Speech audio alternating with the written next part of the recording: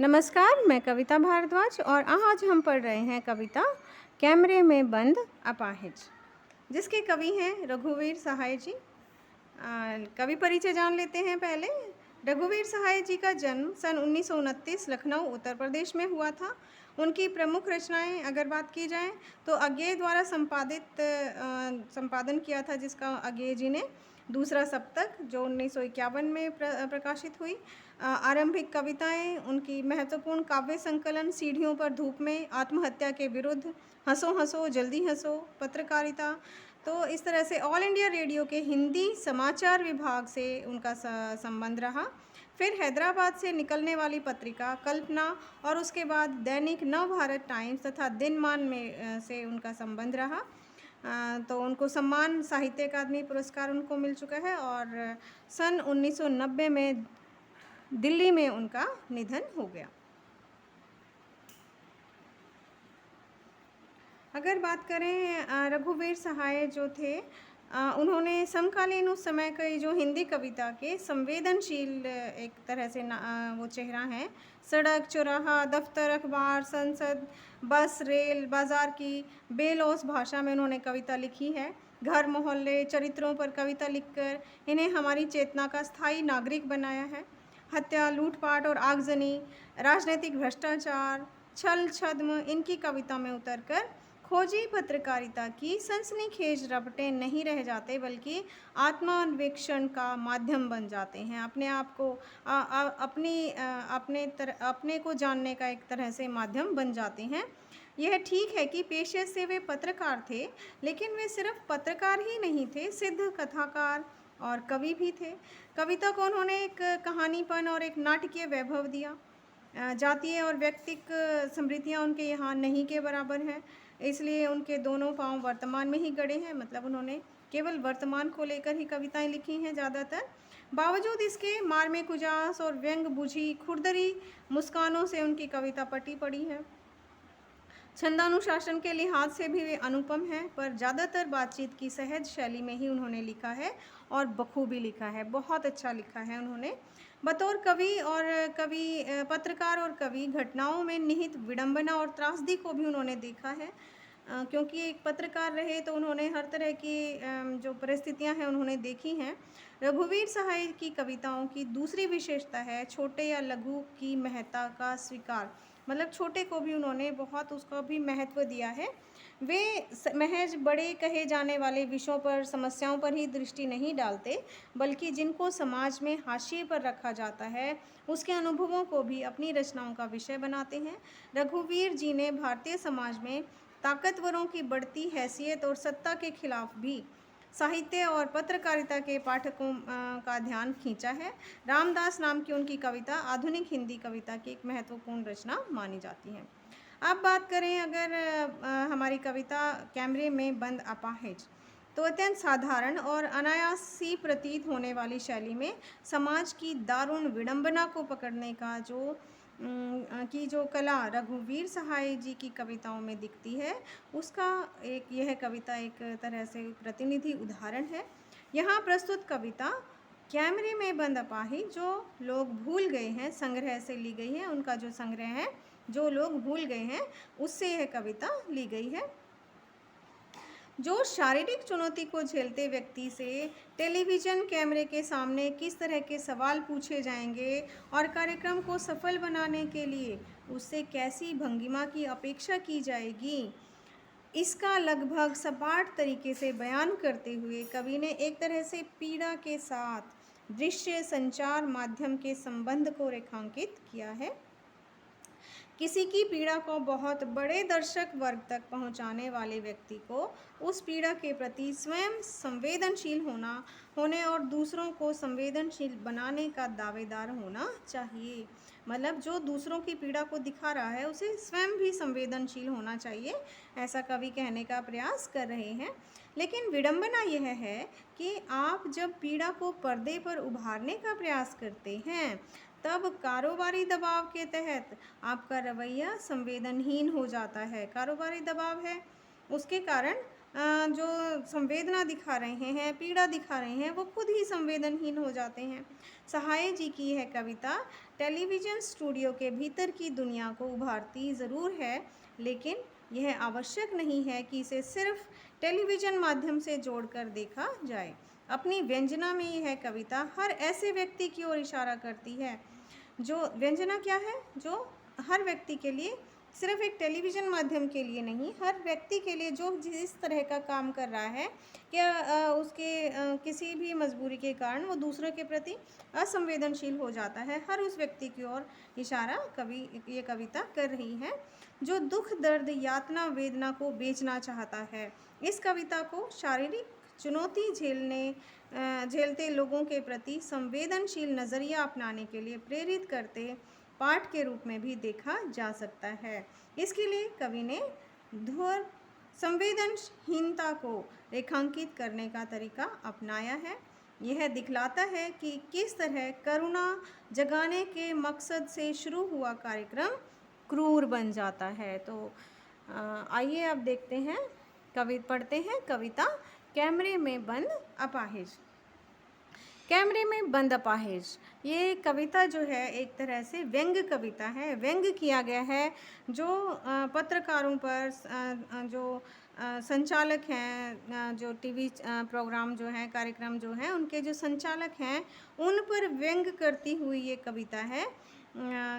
तो अब आइए पढ़ते हैं। तो मीडिया पर, पत्रकारिता पर, एक तरह से पत्रकारिता की दुनिया का काला सच ये कविता दिखाती है।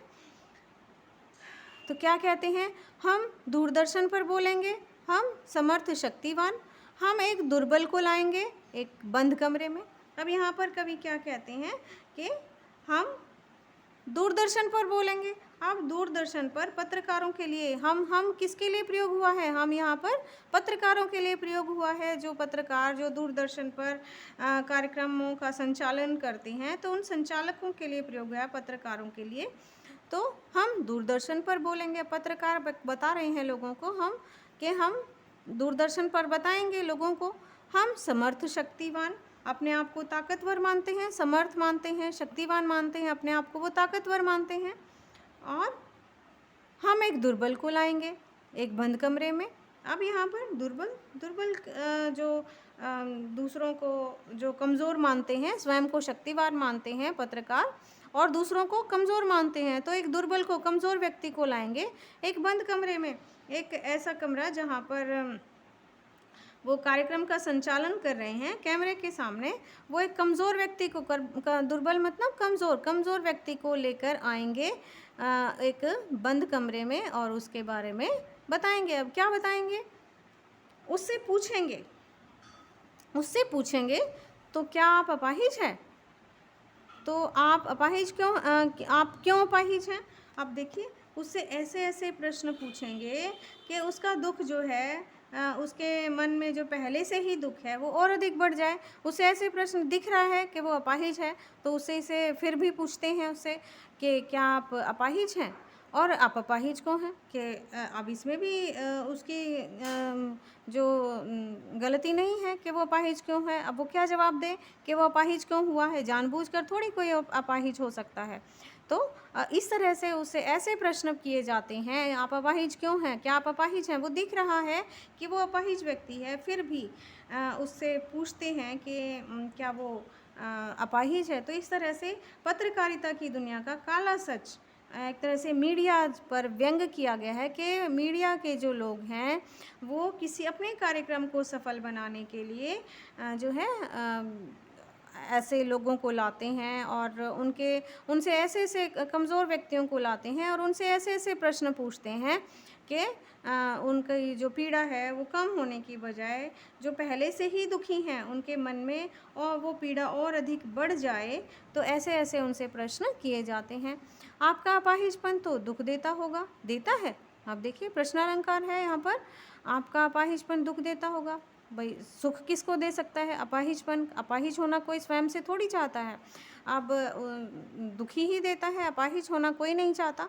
फिर भी उससे ऐसे प्रश्न पूछे जाते हैं कि क्या आपको अपाहिजपन तो आपको दुख देता होगा। तो एक तरह से अपने मुनाफे के लिए हर वस्तु को एक तरह से नुकसान और मुनाफे के रूप में देखते हुए व्यवस्था की हर चीज़ को यहाँ पर एक तरह से पत्रकारिता की दुनिया के काले सच को दिखाया गया है। कैमरा दिखाओ इसे बड़ा बड़ा। अब यहाँ पर निर्देश दे रहा है, कोष्ठकों का बहुत सुंदर प्रयोग हुआ है, सार्थक प्रयोग हुआ है कोष्ठकों का। और कोष्ठक में अलग से जो बात है उसको कहने के लिए बताया गया है कि उसे ऐसे प्रश्न पूछेंगे कि आपको दुख तो होता होगा, ठीक है। अब कैमरा दिखाओ इसे बड़ा बड़ा। अब को कैमरामैन जो है वहाँ पर तो उसको कहेंगे कि इसको कैमरा उसके सामने उसके अपाहिजपन को उसके सामने लाकर दिखाए कैमरे को, और उसके अपाहिजपन को और ज़्यादा बढ़ा चढ़ा कर दिखाए। हाँ तो बताइए आपका दुख क्या है, जल्दी बताइए। वह दुख बताएगा पर बता नहीं पाएगा। अब ऐसे ऐसे प्रश्नों को सुनकर जो अपना दुख वो बताना चाहता है, उसका जो दुख है वो अंदर ही सिमट कर रह जाता है। वो अपने दुख को, अपनी पीड़ा को जो है उनकी बातों को सुनकर, उनके ऐसे ऐसे प्रश्नों को सुनकर कि उनसे वो पूछेंगे कि क्या है तुम्हारा दुख, और जल्दी से सवाल पूछेंगे कि जल्दी बताइए सवाल, आपका क्या दुख है, जल्दी बताइए। वह दुख बताएगा। अब वो दुख बताइए कि क्या दुख है आपको, बताइए। लेकिन अपाहिज जो व्यक्ति है अपने दुखों के बारे में कुछ नहीं बता पाएगा। वो बताना चाहता था लेकिन उनसे ऐसे प्रश्न किए जाते हैं, उसका दुख इतना बढ़ जाता है, वो अपनी संवेदना को, अपने दुख को केवल अपने तक ही सीमित करके रह जाता है। वो अपने दुख, अपनी पीड़ा को बता नहीं पाता है, ठीक है। तो इस तरह से जनता के बीच लोकप्रिय होने के लिए इस तरह के अटपटे कार्यक्रम लेकर आते हैं मीडियाकर्मी, और जो है जिसके कारण जो अपाहिज व्यक्ति है उसके प्रति संवेदना व्यक्त करते हुए जो दूरदर्शन कर्मचारी जो हैं उन पर एक तरह से करारा व्यंग किया है कवि ने कि किस तरह से वो जो है संवेदना दिखाने के चक्कर में खुद इतने क्रूर हो जाते हैं, इतने संवेदनहीन हो जाते हैं कि उन्हें उस अपाहिज व्यक्ति का दुख भी दिखाई नहीं देता। अगर बात करें काव्य सौंदर्य की, तो प्रश्नालंकार मैंने आपको बताया है, प्रश्न पूछे गए हैं। प्रश्नालंकार का प्रयोग है, स्वर मैत्री पद मैत्री अलंकार है का प्रयोग हुआ है, बोलेंगे लाएंगे। पद मैत्री स्वर मैत्री अलंकारों का प्रयोग हुआ है। करुण रस है, प्रसाद गुण है, और छंद अगर बात करें मुक्तक छंद है, और बिंब दृश्य बिंब का प्रयोग हुआ है। जैसे जैसे हम इस कविता को पढ़ते हैं तो एक कमरा और कैमरामैन और इस तरह से हमें हमारी आंखों के सामने जिस तरह से हम कार्यक्रम देखते हैं टेलीविज़न पर, तो वही कार्यक्रम हमारी आंखों के सामने सजीव हो उठते हैं। तो इस तरह से दृश्य बिंबों का बहुत सुंदर प्रयोग यहाँ पर कवि ने किया है। आगे देखिए, सोचिए, बताइए आपको अपाहिज होकर कैसा लगता है। कैसा यानी कैसा लगता है, हम खुद इशारे से बताएंगे कि क्या ऐसा। सोचिए, बताइए, थोड़ी कोशिश करिए, यह अवसर खो देंगे। आप जानते हैं कि कार्यक्रम को रोचक बनाने के वास्ते, अब देखिए यहाँ पर सोचिए, फिर उस पर दबाव बनाया जाता है मीडिया कर्मियों के द्वारा।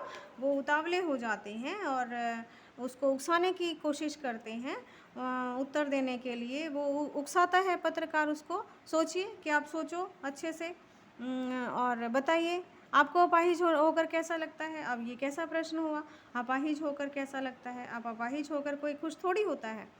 तो अब उनके अपाहिजपन का उसको और ज़्यादा एहसास कराते हैं वो, जिसे अपाहिजपन को शायद वो भूलना चाहता है, उस अपाहिजपन के बारे में उसे और ज़्यादा याद दिला देते हैं और उस पर दबाव बनाते हैं, उतावले होकर उत्तर देने के लिए उकसाते हैं उसको। यानी कैसा लगता है, बताइए कैसा लगता है। बार बार उसे एक ही प्रश्न दोहराया जाता है। हम खुद इशारे से बताएंगे कि क्या ऐसा। अब यहाँ पर फिर से कोष्ठक का प्रयोग हुआ है एक तरह से, तो वो एहसास उसको अपने उकसाते हैं कि क्या, खुद इशारे से करके बताते हैं कि क्या ऐसा, उसको महसूस कराते हैं कि उसका अपाहिजपन है। तो बार बार प्रश्न पूछकर जानने की कोशिश करते हैं कि स्थिति में उसको कैसा लगता है। खुद स्वयं संकेत करके बताते हैं कि क्या ऐसा लगता है, क्या वैसा लगता है। तो इस तरह से उसको गहराई से सोचने को कहते हैं। सोचिए, बताइए कि क्या ऐसा लगता है? इशारे से बताइए कि ऐसी पीड़ा आपने दिखाई है, इस तरह से उसको रुलाने का प्रयास किया जाता है। तो थोड़ा कोशिश करिए। अब फिर से बताइए कैसा लगता है? बार-बार उसी से वही प्रश्न पूछ रहे हैं, थोड़ी कोशिश करिए, फिर से कोशिश करने को कह रहे हैं, यह अवसर खो देंगे।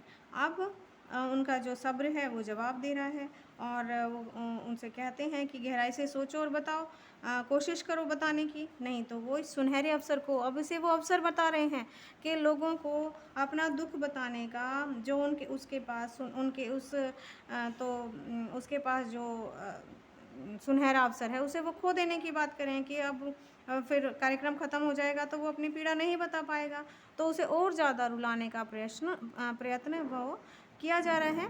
आप जानते हैं कि कार्यक्रम को रोचक बनाने के वास्ते, अब कार्यक्रम को रोचक बनाने के लिए हम पूछ-पूछ कर उसको रुला देंगे। अब कार्यक्रम को रोचक बनाने के लिए उसको उसके अपाहिजपन का एहसास कराने के लिए उसे रुलाने का प्रयास कर रहे हैं।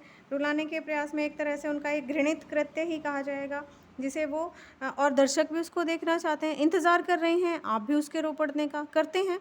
अब दर्शकों से भी वो संवाद स्थापित करने की कोशिश करते हैं। दर्शक भी उस अपाहिज के दुःख को देखना चाहते हैं और उसको गहराई से वो सोचने को कहते हैं पत्रकार।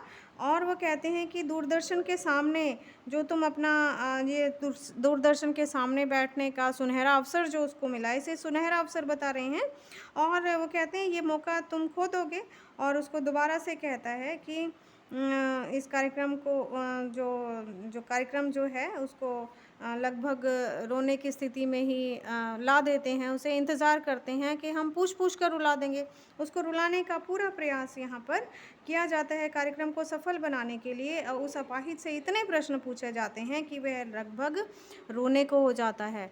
अब इंतज़ार करते हैं उसके रो पड़ने का, दर्शक भी तो हैं, वो जो दर्शक हैं वो भी ऐसा चाहते हैं कि वो रोए और वो भी प्रतीक्षा करते हैं, लेकिन दर्शकों से यह नहीं पूछा जाता कि वो रो पड़ने का इंतज़ार क्यों करते हैं, ठीक है?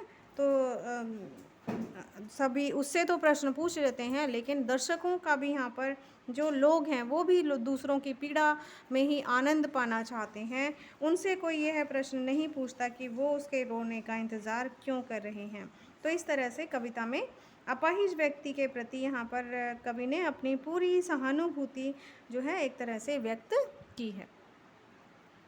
तो रो पड़ने का इंतज़ार, यह प्रश्न पूछा नहीं जाएगा। अब ये प्रश्न वो जो दर्शक हैं उनसे नहीं पूछेंगे कि आप उसके रो पड़ने का इंतज़ार क्यों कर रहे हैं। आगे देखते हैं। फिर हम पर्दे पर दिखलाएंगे फूली हुई आँख की एक बड़ी तस्वीर, बहुत बड़ी तस्वीर, और उसके होठों पर एक कसमसाहट भी। आशा है कि आप इसे अपनी उसकी अपंगता की पीड़ा मानेंगे। एक और कोशिश दर्शक, धीरज रखिए, देखिए हम दोनों एक संग रुलाने हैं। अब फिर से जो उसका गहन दुःख है, गहरा दुःख है, उसको फिर से यहाँ पर सार्वजनिक करने की कोशिश कर रहे हैं और उसके दुःख का सार्वजनिक प्रदर्शन करना चाहते हैं।